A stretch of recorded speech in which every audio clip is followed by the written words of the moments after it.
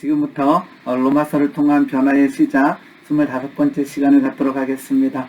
네, 오늘 이제 로마서 13장을 하겠고요. 어쨌든 시간에 조금씩 이제 끝이 보여갑니다. 우리 참여하시는 분들 더 힘내시고 우리 로마서를 통해서 우리 더 깨닫고 우리 삶에서 승리하는 우리가 되기를 소망해 봅니다.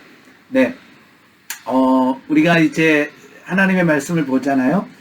첫 번째 나누고 싶은 이야기는 나에게 불편한 말씀들이라고 한번 잡아봤어요. 성경을 읽다 보면 아니면 설교를 듣다 보게 되면 실은 내가 세상에서 적용시키기에 어려운, 그러니까 이해는 되지만 어쨌든지 간에 어떠한 불편한 말씀들이 나올 때가 있어요. 이 말은 머리로는 알겠는데, 즉 이해는 되지만 삶의 현장에서 적용하고 삶의 현장에서 행하려고 할 때 잘 안 되는 것들이 있죠. 원수를 사랑하라. 제가 그랬었어요. 원수를 사랑하라라고 하는 이 말씀을 이렇게 듣게 되면, 읽게 되면 그냥 좋은 말씀, 그냥 거기서 끝났죠. 이게 좋은 말씀. 그러면 이 내 삶에 도전이 되지 않는 거죠. 또 있어요. 뭐 항상 기뻐하라, 쉬지 말고 기도하라, 범사에 감사하라. 머리로는 알겠는데 도저히 이 실생활에서 삶의 영역에서 될 것 같지 않은 이런 말씀들도 있고요. 또 이해가 되지 않았던 것이 먼저 그의 나라와 그의 의를 구하라. 이 말씀이 이해된 것 되지 않은 것이 아니라 그리하면 이 모든 것을 너에게 더하시리라. 이 말씀을 적용시키려고 할 때 그러면 기도를 뭐를 해야 되지? 라고 하는 고민에 빠졌던 적이 있어요. 내가 하는 대부분의 기도는 나를 위하고 내 가족을 위하고 내 주변을 위한 거였는데 먼저 그의 나라 그의 의를 구하라라고 했을 때 실은 이렇게 번뜩 잡아내기가 저는 쉽지 않았던 것 같아요. 7번씩 70번이라도 용서하라 이런 말씀들도 실은 제가 학교에 있을 때에 우리 아이들이 한 학생이 예를 들어서 동일한 잘못을 계속 했을 때에 첫 번째, 두 번째, 세 번째 점점 많아질수록 대하는 마음과 표정이 달라지는 저를 발견했다라는 거죠. 그런데 이런 말씀들을 어떻게 하면 적용시킬 수 있을까요? 특별히 뭐 원수를 사랑하라. 실은 적용시킬 때에 내가 용서하는 사람 뭐 이렇게 되게 되면 실은 잘 적용이 안 돼요. 눈에는 눈, 이에는 이. 이것을요 내가 가해자라고 생각하면요 이게 적용이 안 돼요.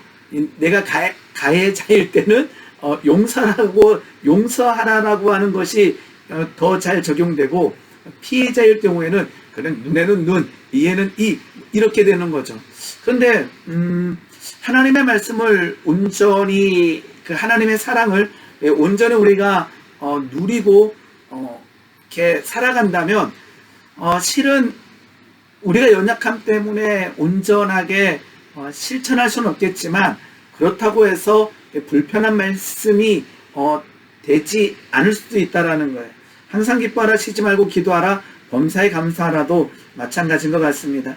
로마서 12장, 아까 13장을 오늘 할 텐데요. 지난번에 12장 하다가 아직 다 못한 부분이 있는데 실은 우리가 한 번쯤은 다 설교를 들었던 내용이에요. 지난번에 말씀드렸던 것처럼 로마서 12장부터는요 이런 거죠. 예를 들면 군대에서 뭐 알겠습니까? 라고 묻는 것이 아니라 할 수 있습니까? 라고 묻는 장면이에요. 그러니까 1장부터 뭐 11장까지는 우리가 교리적 내용들을 이해하고 누려야 된다면, 깨달아야 된다면 12장부터는 삶의 현장에서 행해야 되는 거죠. 그렇기 때문에 12장부터의 말씀은 이렇게 이해하기가 어려운 것이 아니라 그 말씀을 가지고 세상에 나갔을 때 행하기가 어려운 말씀들이 참 많이 있습니다. 한번 12장 14절부터 19절까지 읽어보면요 이해하실 겁니다. 너희를 박해하는 자를 축복하라. 축복하고 저주하지 마라. 즐거워하는 자들과 함께 즐거워하고 우는 자들과 함께 울라. 여기는 그나마 조금 어렵지는 않겠네요. 그런데 박해하는 자를 축복하라. 축복하고 저주하지 마라. 이건 실은 만만한 이야기가 아니죠. 머리로는 이해가 돼요. 다 용서하는 것이 너를 위한 것이고 축복을 할 때 너에게 하나님께서 더 커다란 축복을 주신다라고 하는 수도 없이 많은 권면과 내용들은 이해가 되지만 실제적으로 나를 박해하는 사람을 저주하지 아니하고 이 축복하는 것은 실은 만만한 일이 아니죠. 서로 마음을 같이 하며 높은 데 마음을 두지 말고 교만하지 말고 도리어 낮은 데 겸손에 처하며 스스로 지혜 있는 체 하지 말라. 아무에게도 악을, 여기도 마찬가지로 악을 악으로 갚지 말고 모든 사람 앞에서 선한 일을 도모하라. 할 수 있거든 너희로서는 모든 사람과 더불어 화목하라라고 얘기합니다. 우리 며칠 전에 한 기독교인이 입양을 했다가 그 아이가 죽는 엄청난 사건이 벌어졌었잖아요. 제 친구 중에 한 명이 입양을 한 친구가 있는데 그 친구가 이렇게 페북에 글을 남겼어요. 그 사건을 바라보는 입양한 당사자로서의 글을 썼는데 목사님이 글을 올렸는데 엄청난 논쟁이 오고 가더라고요. 왜냐 그러면 이렇게 용서란 단어 아니면은 그래도 뭐 이런 식의 우리는 참아야 됩니다. 뭐 이런 식의 글을 남겼는데 굉장히 많은 분들이 그 말에 대해서 이렇게 받아들이지 못하는 모양새. 그것은 뭐냐 그러면 아까처럼 쉽지 않다라는 거죠. 아까처럼 박해하는 자를 위하여 축복하고 저주하지 않는 모습들이 실은 만만한 모습이 아닌 것 같아요. 19절 20절도 보게 되면요. 내 사랑하는 자들아 너희가 친히 원수를 갚지 말고 실은 나에게 상처 준 사람, 나를 힘겹게 하는 사람이 뭔가 넘어지고 무너지고 그래야 실은 어떨 때는 시원할 때도 있잖아요. 그게 우리 인간의 어떤 연약함이지만 그게 또 우리들의 어떤 수도 없이 많은 사람들의 모습이기도 합니다. 그런데 하나님께서는 친히 원수를 갚지 말고 하나님의 진노하심에 맡기라고 되어 있습니다. 기록되었을 때 원수 갚는 것은 내가 갚으리라. 하나님께서 갚아주신다. 실은 만만한 내용이 아니죠. 근데 하나님께서 말씀하셨기 때문에 이 말씀을 아까처럼 믿고 순종할 때에 하나님께서는 그 말씀대로 하실 줄 믿습니다. 자, 다시 한번 지난 시간에 했던 것을 한 번 더 정리하면요. 뭐냐면 이 로마서 12장부터의 이 내용들을요. 내 힘과 내 능력으로 하려고 그러면요. 이거는 되지도 않아요. 혹시나 내 힘과 내 능으로 해서요. 아까 이러한 부분들을요. 내가 했다 생각해 보세요. 이건 엄청난 교만이 됩니다. 왜냐하면 내 힘과 내 능으로 이걸 해냈다 그러게 되면 그 사람은 대단한 사람인 거죠. 그래서 로마서 12장부터 되어지는 이야기들은요. 내 힘과 내 능이 아니고요. 그 앞에 특별히 1장부터 이제 8장, 이제 9장부터 11장까지는 이제 이스라엘 백성들을 향한 마음이 담겨져 있죠. 특히나 1장부터 8장까지는 죄인된 우리들, 죽을 수밖에 없는 우리, 그 죄인된 우리들을 사랑해 주시는 하나님, 그리고는 우리들, 그 죄에 찌들어 있는 우리들을 예수의 보혈로 구원하여 주시고 아들이라 의인이라 칭해 주시는 그 하나님의 놀라운 능력, 그리고 그 가운데서도 또 성화되는 가운데 무너지는 우리들을 또 성령의 놀라운 능력으로 회복시켜 주시는 그 하나님의 놀라운 능력을 알고 깨닫고 체험하고 그리고 무너진 이후에 다시 회복되어지는 수도 없이 많은 과정들 가운데 로마서 12장부터의 말씀들을 행할 수 있는 그 힘이 생긴다라는 거죠. 즉 아까처럼 12장부터 말씀을 먼저 읽고 행하려고 그러게 되면 실은 힘겨울 뿐만 아니라 실은 잘못하게 되면 내 힘과 내 능으로 그거를 하다가 지쳐나갈 수가 있다는 거죠. 철저하게 성령 안에서 철저하게 하나님 앞에 맡기며 나아갈 때 그래도 가능하다 믿으며 우리가 오늘 불가능하더라도 하나님께서 하십니다라고 믿으며 나아갈 때 승리케 될 줄 믿습니다. 네, 여기 또 만만치 않은 말씀이 나오잖아요. 내 원수가 줄이거든 먹이고 목마르거든 마시게 하라. 우리 가정이 1997년도 말에 IMF 터졌을 때 아버지가 작은 사업을 하다가 정말로 우리 가정이 정말 경제적으로 우리말로 쫄딱 망했었어요. 그런데 그 원인이 되게끔 하신 분을 제가 지금도 이름을 기억하거든요. 정말로 대학교 4학년 때 돈이 없어서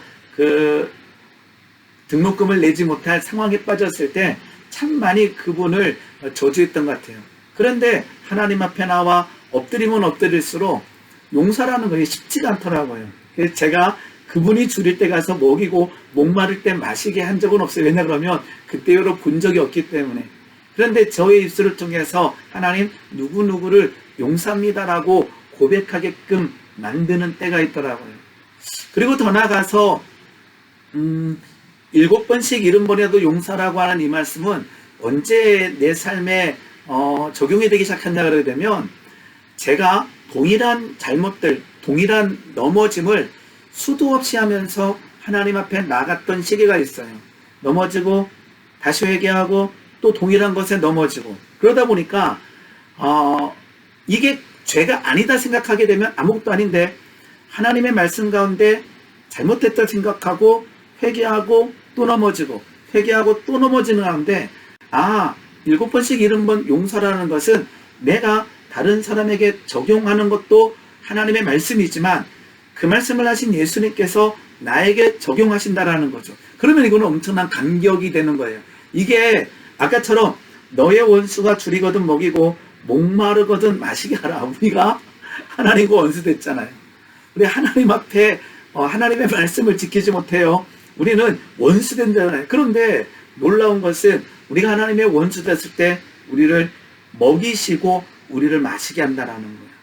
이 원리를 알게 되면요, 우리가 아까처럼 내 원수를 만났을 때 조금은 이전보다는 나아지게 된다는. 왜요?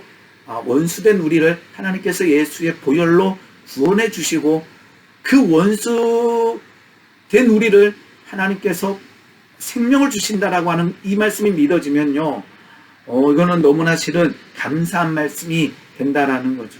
그래야므로 내가 숯불을 그 머리에 쌓아놓도록 하자. 굉장히 해석에 논란이 많은 문장입니다. 아까처럼 어려운 부분이 없지만, 그래서 내가 숯불을 그 머리에, 내가 그렇게 함으로 그 사람의 그 마음을 뜨겁게 하여 변화시켜라라고 하는 해석이 가장 편안한 해석인 것 같습니다. 그리고 악에게 지지 말고 선으로 악을 이기라. 우리가 실은 다 한 번쯤은 들어보고 고민했던 말씀입니다. 창세기 49장 6절 7절 보게 되면 야곱이 이제 죽기 전에 그 아들들에게 예언하는 내용들이 나와 있는데요. 이렇게 되어 있습니다. 한번 보겠습니다. 네오나 그들의 5절부터 읽을게요. 시몬과 레이는 형제요, 그들의 칼은 폭력의 도구로다. 시몬과 레이는 형제요, 그들의 칼은 폭력의 도구다. 네오나 그들의 모의에 상관하지 말지어다. 내 영광아 그들의 집회에 참여하지 말지어다. 그들이 그들의 분노대로 사람을 죽이고 그들의 혈기대로 소의 발목 힘줄을 끊었음이로다. 그 노여움이 혹독하니 저주를 받을 것이요, 분기가 맹렬하니 저주를 받을 것이라. 내가 그들을 야곱 중에서 나누며 이스라엘 중에서 흩으리로다라고 하는 시몬과 레일에게 실은 편안하지 않은 내용을 야곱은 남기게 되는데, 이렇게 된 이유가 어디냐 그러게 되면 창세기 34장을 보게 되면 실은 그 세겜 땅에서 그 야곱의 딸이 원치 아니하는 일을 당하게 됩니다. 성폭행을 당하게 되죠. 그때 실은 야곱도 굉장히 분이 일어나고 혈기가 일어날 수 있었을 상황이죠. 힘이 없어서 아니면 두려워서 그것을 터뜨리지 못했다라고도 얘기할 수 있습니다. 그런데 그 상황 가운데 누가요? 시몬과 레이가 아버지의 말을 거역하고 아까 분노와 혈기를 그들에게 쏟아붓는 일을 행하게 된 그 사건으로 인해서 창세기 49장 6절 7절은 나오고 있습니다. 즉 보복했던 레이와 시므온이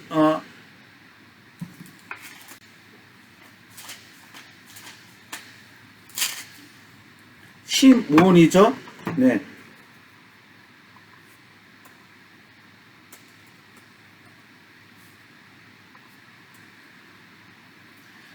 보복했던 레위와 그 시몬의 내용이 나와 있고요. 그런데 우리가 창세기 읽다 보게 되면 정말로 그 힘겨웠던 삶을 걸었던 사람 중에 하나가 요셉이잖아요. 요셉은 자기를 구덩이에 던졌던 형들을 그냥 깔끔하게 용서합니다. 그 용서의 비밀이 어디 있을까요? 그것은 아까처럼 그 구덩이에 던져진 그 상처, 그 아픔보다 더 큰 하나님의 사랑과 하나님의 인도하심을 만끽했기에 그는 창세기 45장에서 그는 형제들에게 이렇게 얘기하게 됩니다. 그런즉 나를 이리로 보낸 이는 당신들이 아니요 하나님이시라. 하나님이 나를 바로에게 아버지로 삼으시고 온 집에 주로 삼으시며 애굽 온 땅의 통치자로 삼으셨나이다. 그러면서 나를 이리로 보낸 이는 당신들이 아니요 하나님이다라고 고백하고 있다라는 것입니다. 우리는 이러한 상황 가운데 어떻게 반응하고 있는지요? 레위와 시므온처럼 분기와 혈기를 내고 있는지요? 아니면 요셉처럼 그 하나님의 커다란 은혜를 만끽해서 그 과거의 모든 상함과 상처들을 하나님의 은혜 사랑으로 덮어버리고 있는지요? 우리가 요셉처럼 되기를 원합니다. 아까처럼 12장 마지막에 보게 되면 실은 어려운 내용이 아니라 행동하기에 순종하기에 만만치 않은 내용들이 들어있는데 우리가 더 커다란 요셉과 같은 그 하나님의 은혜를 누릴 수 있었으면 좋겠습니다. 네, 이제 12장 정리하면요, 이야기는 어렵지 않습니다. 그러나 어려운 이유는 무엇입니까? 안 됩니다, 못합니다가 저절로 나오는 구절이라는 거죠. 이 말씀의 적용 비결은 아까처럼 로마서로 본다면 1장에서 8장의 비밀을 철저하게 내가 깨닫고 누리고 이렇게 돼야 된다라는 거죠. 그 다음에 그 요셉의 관점에서 본다면 구덩이에 던져진 그 아픔과 상함보다 더 커다란 하나님의 인도하심과 사랑을 누릴 때에 된다라는 것입니다. 아까처럼 로마서 12장에는 교회론을 가르친 이후에 인간관계에서 말하고 있는데 이 모든 것은 아까처럼 은혜 받은 이후에 할 수 있는 일이라는 것입니다. 이만큼 교회 관계에서 아니면 사회생활에서 은혜 받는 것은 이만큼 중요하다라는 거죠. 은혜 받지 않는다면 말씀만 안다면 그 말씀만 안 걸 가지고 세상에 나가서 이 괴리감 때문에 너무나 괴로운 거예요. 하나님께서는 원수를 사랑하라 그러는데 직장에서 아니면 어디에서 원수 같은 사람을 만났을 때 사랑이 아니라 분노만 나가는 거죠. 그러면 하루가 지치는 거예요. 실은 그 세상 사람들보다 미워한 것이 더 적어요. 저의 경험으로 보면 그렇습니다. 아까처럼 요만한 것 가지고도요, 우리는 하나님의 말씀에 비춰서 괴로워하기 때문에 실은 세상의 관점에서 보게 되면 미워한 것도 아닌데 실은 굉장한 그 심적 그 눌림이 오게 되죠. 그래서 은혜 받는 것, 하나님의 사랑을 누리는 것, 하나님의 말씀 가운데 승리하는 것은 굉장히 중요하다라고 할 수 있습니다. 네, 이제 로마서 13장으로 넘어가면요, 이제 1절부터 7절 나오는데 아마 우리 교회에서 설교 듣기가 쉽지 않은 내용 중에 하나입니다. 많이 설교를 하지 않았던, 왜냐 그러면 엄청나게 논쟁이 많고요. 이 로마서 13장 1절부터 7절까지를 잘못 설교하게 되면 손드는 사람이 생겨요. 목사님, 그 생각은 저와 다릅니다 라고 하는 손드는 사람이, 아까처럼 원수를 사랑하라 라고 했을 때 손들더라도 목사님 알겠는데요, 잘 안됩니다, 이렇게 전개될 가능성이 있지만 로마서 13장 1절에서 7절은요 이렇게 잘못 얘기하게 되게 되면 싸움이 일어나는 내용이기도 합니다. 그래서 어떤 학자들은요, 로마서 13장 1절부터 7절은요 사도 바울이 쓴 것이 아니라 아까처럼 12장 끝나고 12장 마지막하고 그 다음에 이어질 게 13장 8절로 이어져야 된다라고 얘기하는 사람도 있습니다. 왜냐 그러면 이 국가관, 정치관과 관련되어 있기 때문입니다. 그래서 이 말씀 잘못 나랑 다르다고 해서 교회를 떠났다라고 하는 이야기도 많이 듣게 되는 것입니다. 자, 13장 1절부터 7절은요, 이제 사도 바울이 국가에 대해서 이렇게 하라라고 가르치는데요. 먼저 이 상황을 좀 보고 가야 될 것 같아요. 왜냐 그러면 지금 이 로마 시대에는요, 지금 상황은요, 로마의 지배 상황, 로마가 통치하고 있는, 지배하고 있는 상황이고요. 엄청난 핍박이 있는 상황입니다. 그러니까 지금 우리가 이 말씀을 읽을 때마다 이제 국가 권력에 순종하라라고 하는 것을 들을 때마다 그냥 끄덕끄덕해요. 그래서 질문을 던지게 되죠. 히틀러라면, 김정은이라면, 이런 식으로 가장 악독한 세상 권력자들을 갖다 넣으면서 고민하게 되는 장면이기도 합니다. 그런데 그 고민하기 전에, 그 말씀을 이제 읽기 전에 지금의 이 상황은 엄청난 핍박을 받고 있는 그들에게 쓰고 있다라고 하는 이것을 우리가 이미 먼저 알고 들어가야 될 것 같아요. 그래서 이때 당시는요, 극단적인 행동, 이렇게 무력으로 이렇게 싸워서 이겨야 된다, 아니면 세금을 내지 말아야 된다라고 하는 수없이 많은 주장들이 일어나던 때였어요. 그렇기 때문에 로마서 13장 1절부터 읽기 시작하게 되면 혼란을 겪을 수 있는 말씀이기도 합니다. 정치적 색깔에 따라서 그러하다라는 것입니다. 그러나 이 말씀을 읽을 때 아까 12장 마지막에 읽었던 원수를 우리의 힘으로, 우리의 능으로 갚으려고 하지 말라라고 하는 그 원칙을 국가에도 적용하고 있다라고 하는 이 관점에서 이 말씀을 읽어나갈 수 있기를 바랍니다. 그리고 지금부터 하는 저의 얘기는요,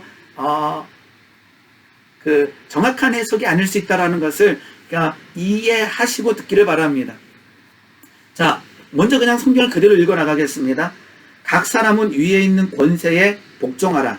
그 권세는 하나님께로부터 나지 않음이 없나니 모든 권세는 다 하나님께서 정하신 바라. 여기서부터 걸리는 거예요. 아까처럼 복종하라. 맞아요. 민주국가에서 복종하는 것은 어렵지가 않죠. 그런데 아까처럼 이 권세가 하나님께서부터 난다 그러니까, 예를 들면 우리나라의 지금 현재 대통령, 지난번의 대통령, 그 전전 대통령 모두 우리는 복종해야 되는 그 권세에 복종해야 된다라는 게 하나님의 말씀이고, 더 나아가서는 모든 권세는 하나님으로부터 난다라는 거예요. 그래서 아까 여기에 질문이 던져지는 거죠. 아까처럼 히틀러는, 아니면은 김일성은, 이러한 질문을 우리는 던지게 되는 거죠. 그들도 하나님이 세우셨나라고 하는 질문을 던지게 된다라는 것입니다. 즉, 여기서 보게 되면 모든 권세는 다 하나님께서 정하신 바라. 자, 한 번 더 우리가 정리할 때요, 제가 깔끔하게 정리는 못할 것 같습니다. 그런데 아까처럼요, 이 말씀이 쓰여지는 이 시대가 지금 우리가 생각하고 있는, 머릿속에 그릴 수 있는 수도 없이 많은 정치인들 보다 더 참혹한 정치를 행했던 시대라는 것을 감안하고 말씀을 읽으셔야 된다라는 거예요.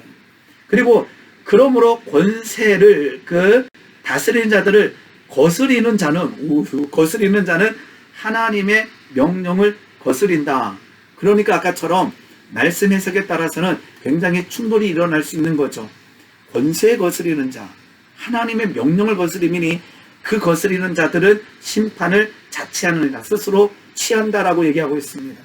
여기만 봐도 실은 아까처럼 왜 이 말씀에 논쟁이 있고 갈등이 있는지를 알게 될 것입니다. 자, 수없이 많은 하나님의 말씀을 적용시켜 나가는데 엄청난 갈등들은, 우리가 생각하지 아니하는요, 엄청난 갈등들은 참 많아요. 네, 그저께죠. 어제네요. 우리 담임 목사님이 사사기 공부할 때에 희년제도를 했어요. 희년제도, 50년 만에 모든 땅들을 원상복귀시키는 것. 이거는요, 실은 가장 강력한 성경의 급진적인 주장이기도 합니다. 그런데요, 이 주장을 따라가는 사람들도 엄청나게 많아요. 그리고 하나님의 말씀, 그 예수님의 평화를 따라서요, 군대를 세우지 말아야 된다라고 주장하는 사람들도 많다라는 거예요. 근데 이런 생각들은 굉장히 많은 그 충돌들이 일어나기도 합니다. 자, 여기서 얘기하는 거는요, 통치자의 권위에 존중하라는 것입니다. 통치자의 권위를 존중하라. 왜냐하게 되면 아까처럼 하나님께로부터 권력이 나오기 때문이라고 로마서는 설명하고 있습니다. 즉, 그 권력을 존중하지 않으면 하나님을 멸시하는 것. 저는 저의 생각을 웬만하면 다 빼고 그냥 그대로 한번 해석해 보도록 하겠습니다.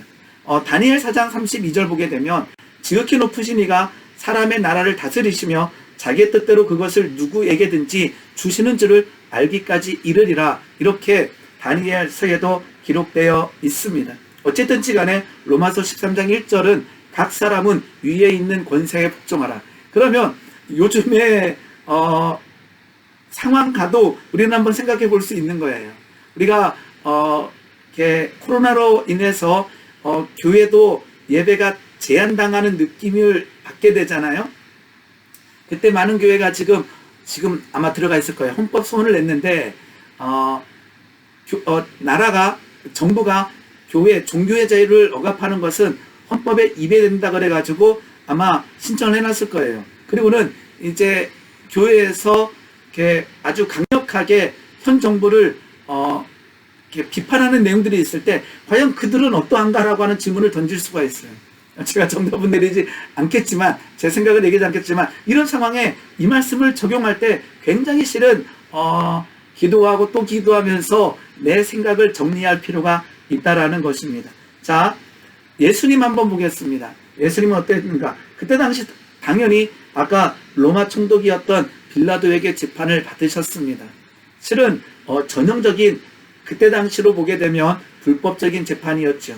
그런데 요한복음 19장 10절 11절 보게 되면 이제 빌라도가 이렇게 얘기하죠. 내가 너를 놓을 권세도 있고 십자가의 목박을 권한도 있는 줄 알지 못하느냐. 그런데 예수님께서 이렇게 대답하십니다. 위에서 주지 아니하셨더라면 나를 해할 권세가 너에게 없다라고 얘기합니다. 하나님께서 이 세상을 통치하신다라고 하는 거죠.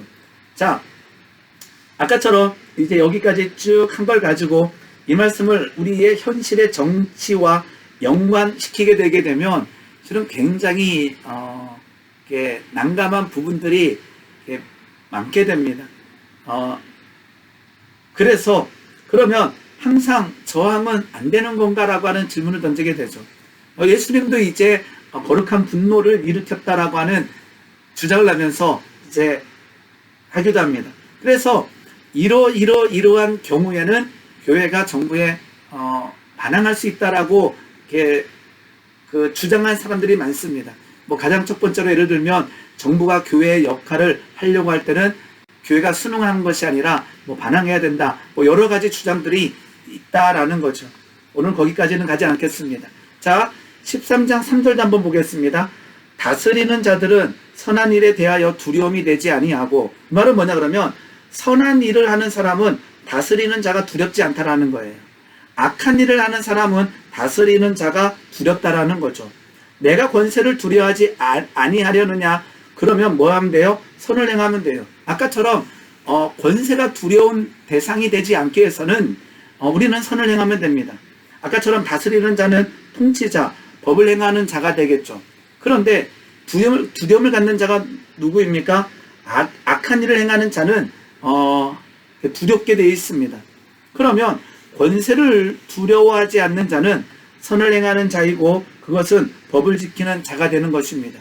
즉 국가의 가장 중요한 역할 중에 하나는요, 인간들의 악행을 방지하며 질서를 유지하는 면이 없잖아 있습니다. 현재는요, 어떠한 절대주의 가치관이 아니라 상대주의 문화이기 때문에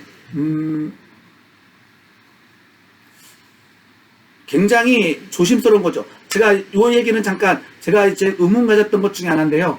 아까처럼 교회가 교인들 앞에 예를 들어서 현재입니다. 현재 정부에 대해서 수도 없이 많은 비판한다 가정했을 때에, 자, 어떠한 교회에 대해서 질서를 던져줬어요.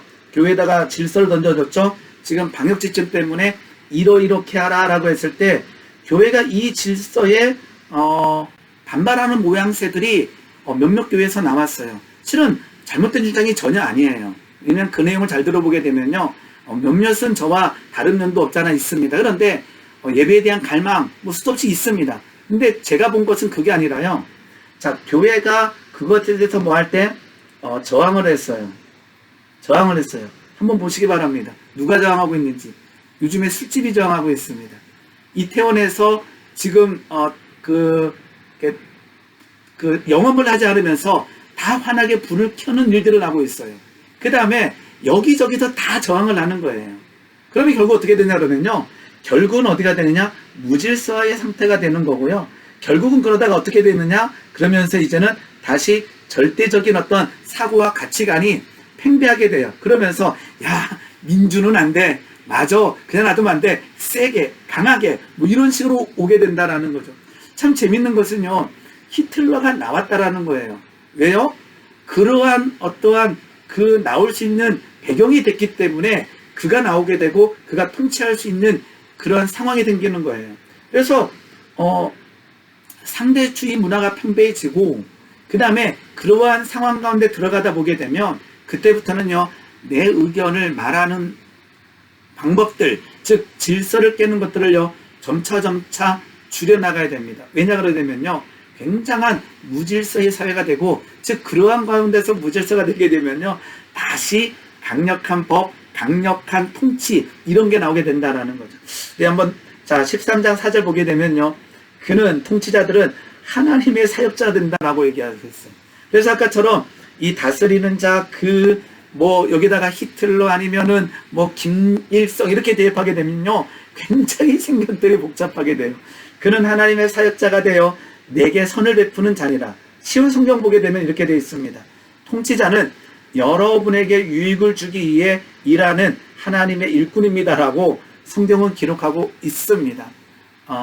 이 통치자의 범위를 어디까지 할지는요, 제가 오늘 정리할 수는 없을 것 같습니다.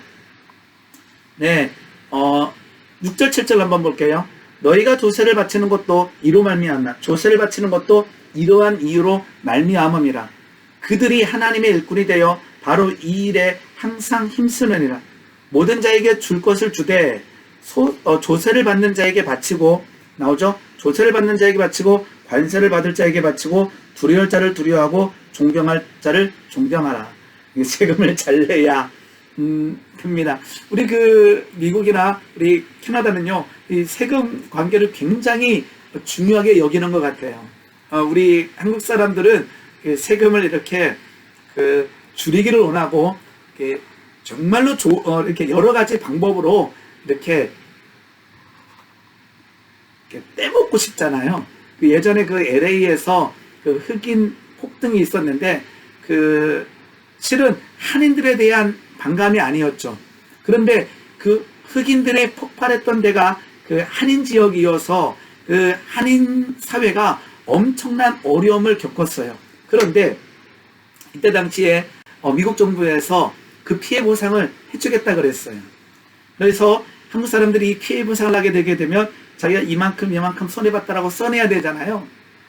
그렇게 써내면요, 한번 생각해 보시기 바랍니다. 우리나라 국민성에서 내가 하고 있는 사업장에 폭동으로 인해서 불이 났어요. 써서 내면 준다 그래요.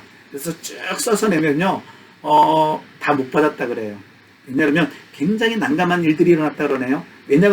왜냐 그러면 한국 사람들의 국민성이 내가 요만큼이지만 그럴 때는 이만큼 쓰고 싶어 하는 게 우리들의 어떠한 모양이 강한 것 같아요. 미국은요, 그 전까지 냈던 세금 실적으로 보상했다 그래요.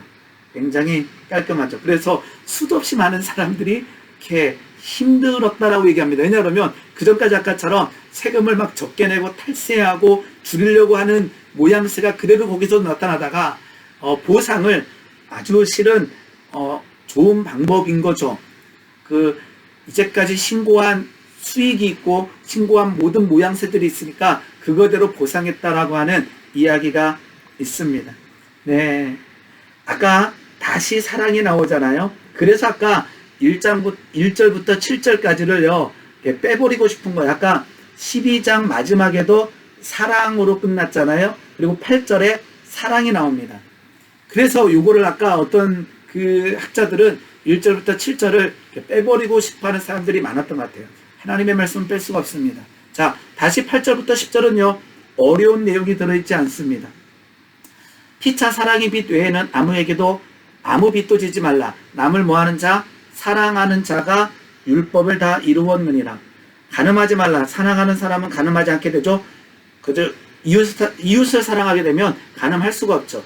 이웃을 사랑하면 살인할 수도 없죠. 이웃을 사랑하면 도둑질할 수도 없죠. 이웃을 사랑하면 이웃의 것을 탐내지 않게 되죠. 즉 다른 계명이 있을지라도 내 이웃을 내 자신같이 사랑하라 하신 그 말씀 가운데 다 들어가 있느니라. 사랑은 이웃에게 악을 행하지 아니하나니 그러므로 사랑은 율법의 완성이니라. 그래서 여기는 또 사랑이 나오는 거예요. 왜 또 12장에서 그렇게 사랑을 얘기하다가 13장에 와서 또 사랑을 얘기할까요? 많은 사람들이 이렇게 얘기합니다. 지키지 못해서 지킬 때까지. 그만큼 중요하고 우리가 해야 된다라는 거죠. 어떤 목사님의 이야기가 있는데요. 예를 들면 52주 우리가 예를 들어서 주일날 설교했을 때, 자, 우리가 지켜야 될 것을 1번부터 52번까지 한 주일에 한 번씩 얘기하게 되면 52가지를 듣게 되잖아요. 근데 고쳐지지가 않는다 그래요.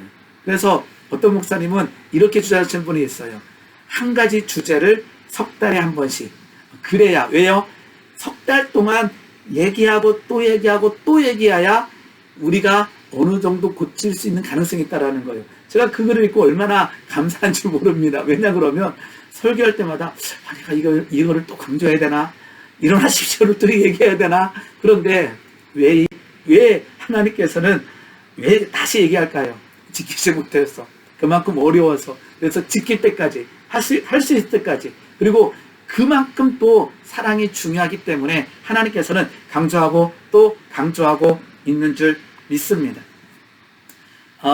그리고는 이제 13장 마지막에 가서 이제 종말에 관해서 잠깐 얘기합니다. 또한 너희가 이 시기를 알거니와, 이제 마지막 때를 얘기하는 거죠. 자다가 깰 때가 벌써 되었으니 이제 우리의 구원이 처음 믿을 때보다 가까웠음이라. 밤이 깊고 낮이 가까웠으니 그러므로 이제 우리가 어떻게 되느냐? 어둠의 옷을 벗고 빛의 갑옷을 입자. 낮에와 같이 단정히 행하고 방탕하거나 술 취하지 말며 음란하거나 호색하지 말며 다투거나 시기하지 말며 주 예수 그리스도의 옷을 입고, 자 여기 보게 되면 빛의 갑옷을 입자.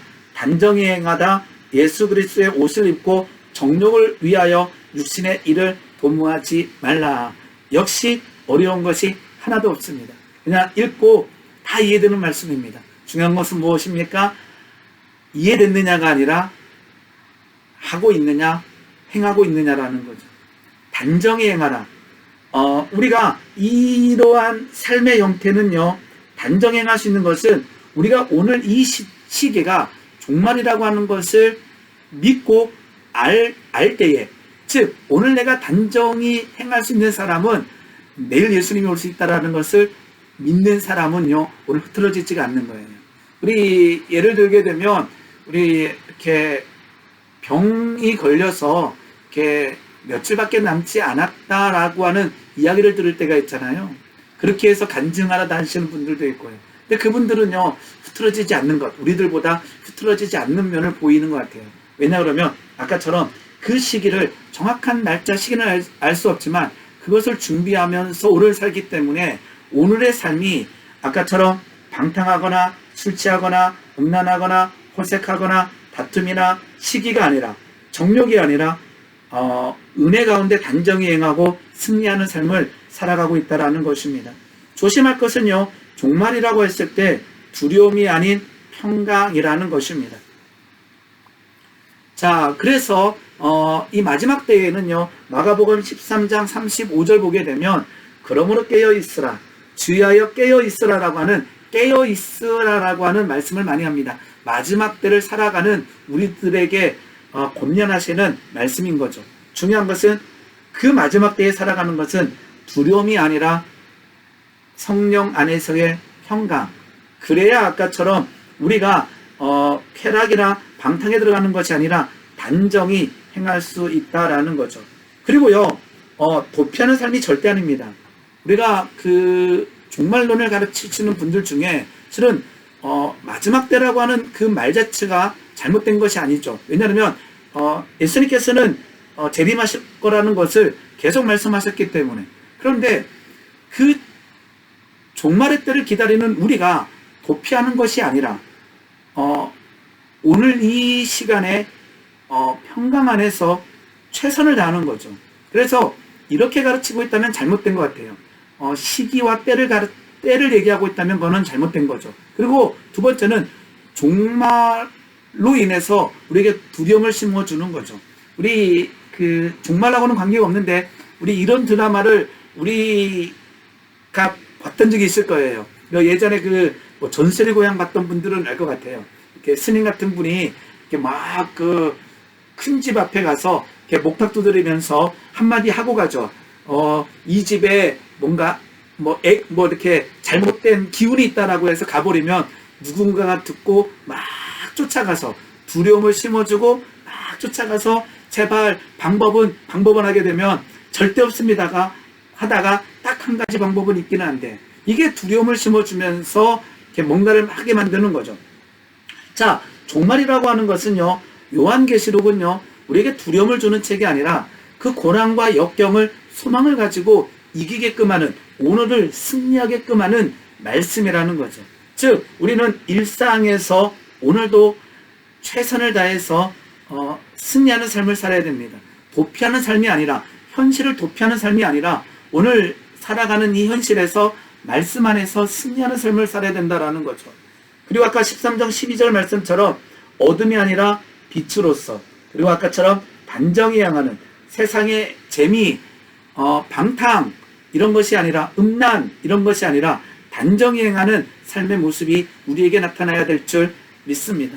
네, 이제 13장 한번 정리하겠습니다. 그럼 우리에게 필요한 것은 무엇입니까? 아까처럼 국가 권력을 바라볼 때 국가의 관계, 아니면 사회의 관계, 아니면 교회 속에서, 가정에서 가장 중요한 것은 오직 사랑이라는 거예요. 사랑으로, 하나님께서 우리에게 베풀어 주신 그 사랑으로. 그리고는 뭐예요? 아는 것이 아니라 행함으로. 그런데 어려우니까 성령 안에서, 오직 성령으로. 이렇게 저는 정리해 보게 됐습니다. 네, 오늘 로마서 13장 어려운 내용은 아니지만 한 번쯤 다시 묵상하면서 읽어보면서 나는 그래도 이렇게 살아야지. 그것이 내일 그 내용이 바뀔지는 모릅니다. 그래도 오늘 살아가는 그 성경 말씀 토대로 살아가는 내 삶의 형태들을 정해야 될 것 같습니다. 그 중에 가장 놓치지 말아야 될 것은 아까처럼 오직 사랑, 오직 행함, 오직 성령은 버리지 마시고, 그 다음에는 아까처럼 국가 권력에 대한 생각들은요, 저와 우리 성도님들이 다를 수가 있는 거예요. 그러나 그 다른 걸 가지고 야, 너 생각이 잘못됐어가 아니라 내가 서로 인정하며, 그 생각을 인정하며 나아갈 때 교회의 어떤 다툼이나 싸움이 아니라 하나 되어지는 은혜가 있을 줄 믿습니다. 네, 오늘 여기까지 하도록 하겠습니다. 네, 애쓰셨고 수고하셨습니다.